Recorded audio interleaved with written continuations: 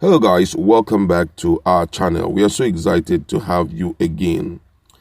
There had been a lot of reactions coming from Nigerians in respect to the events that took place in Owerri on Monday, early hours of Monday morning, which had to do with the attack on police station and also on correctional center. Nigerians have asked a lot of questions, and most people believe that what we are seeing is a build-up to something very bigger than we ever expect in the history of the southeastern states.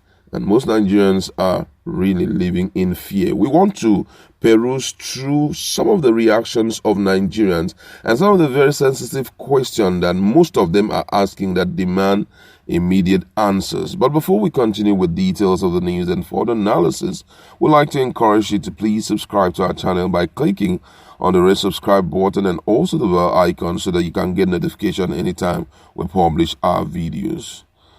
And according to the news, residents of the south and southeast geopolitical zone of the country now live in serious fear.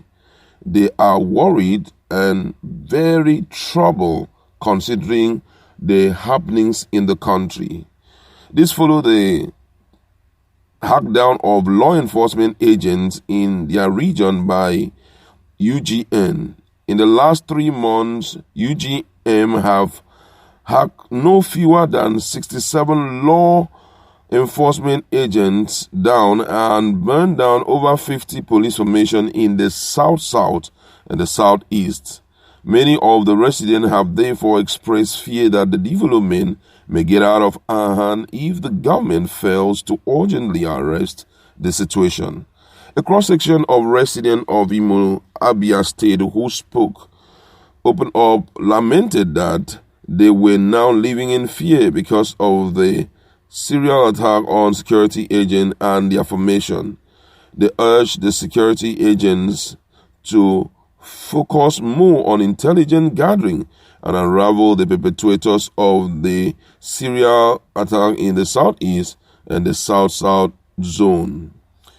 One of those who spoke was the president of the Southeast Town Union, Emeka Diwa, who raised questions for the police and Imo State government on the burning down of police headquarters and the correctional center in Owerri on Monday. According to him, he said that the police are suspect in this matter, so is also the state government. How did the attack on police headquarters take place without any counter from the police? The hoodlums came and touched police headquarters and went away like that. Something must be fishy. The government house is also very close to the prison and police headquarters. The gunshot lasted for long. How come nothing happened from government house?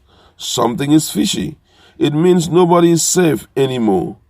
Unknown UGM dealt with the 2 places close to government house on Monday, brought down the correctional center and set inmates free and touched the police headquarters without any confrontation.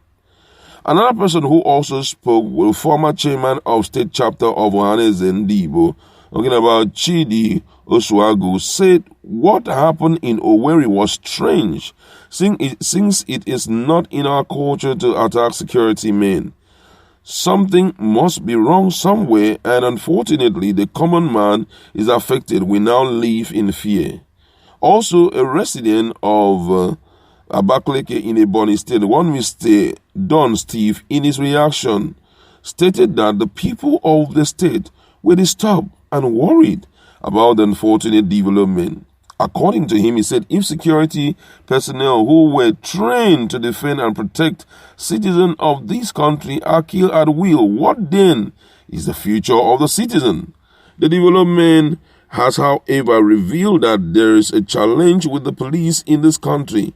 It's either they are not properly motivated or that their morale for the job has gone down drastically. They need to be motivated. Policemen in those days were different from the ones we are seeing today, and this is quite unfortunate.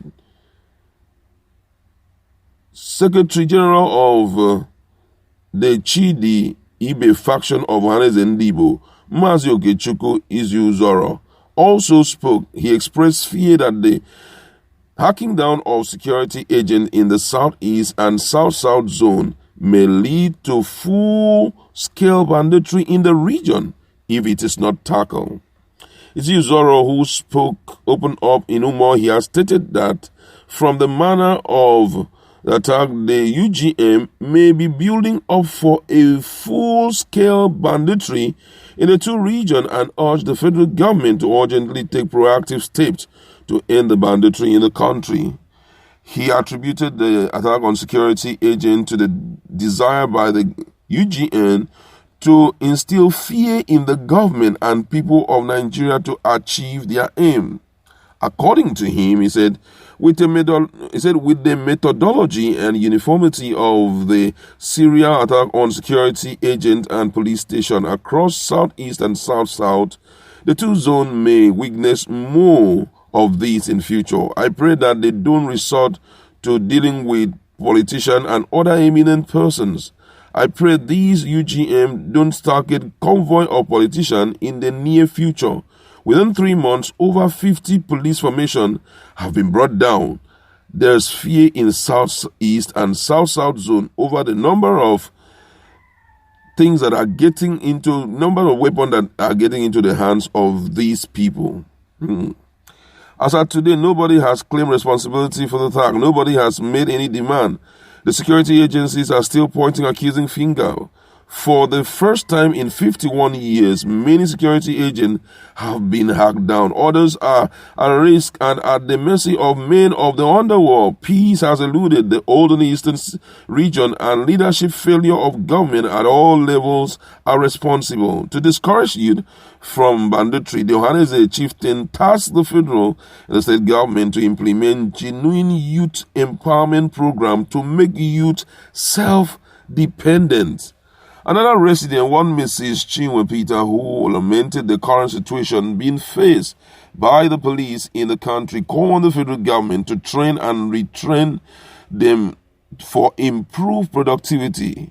According to her, she said these police have become easy target for criminals because they are not fully equipped and mobilized for the job. If they are properly equipped, UGN will think twice before attacking them or any police station. The way police stations are fortified in other developed countries is different here in Nigeria.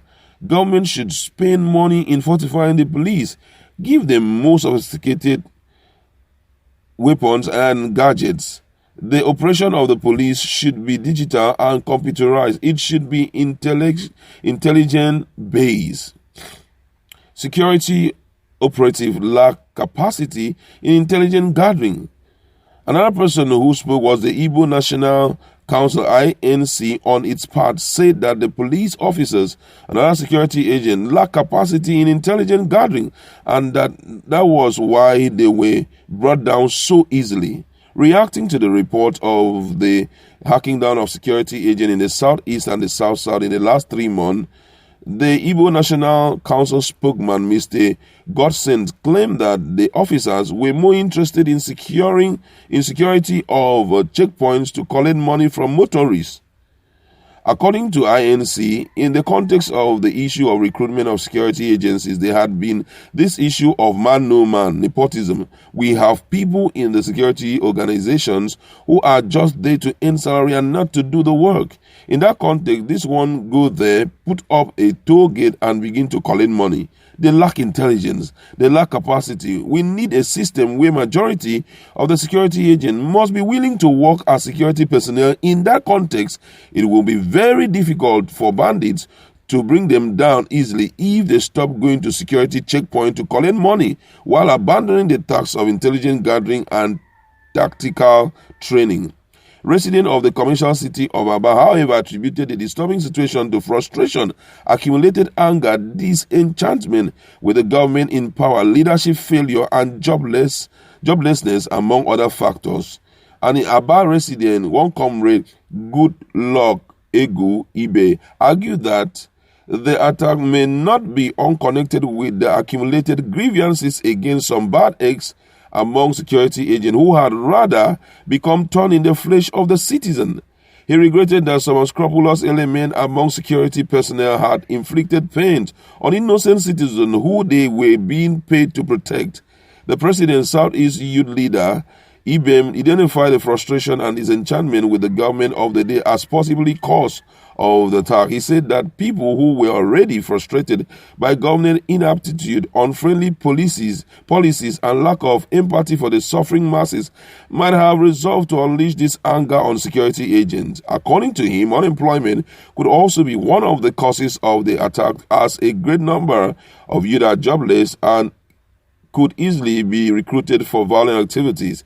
He also blamed the ugly development on leadership failure, saying that government was too disconnected from the masses, who find it increasingly difficult to cope with hardship in the country. Wow, so many things have been said, and I just want you to go to our comment section. Let us interact.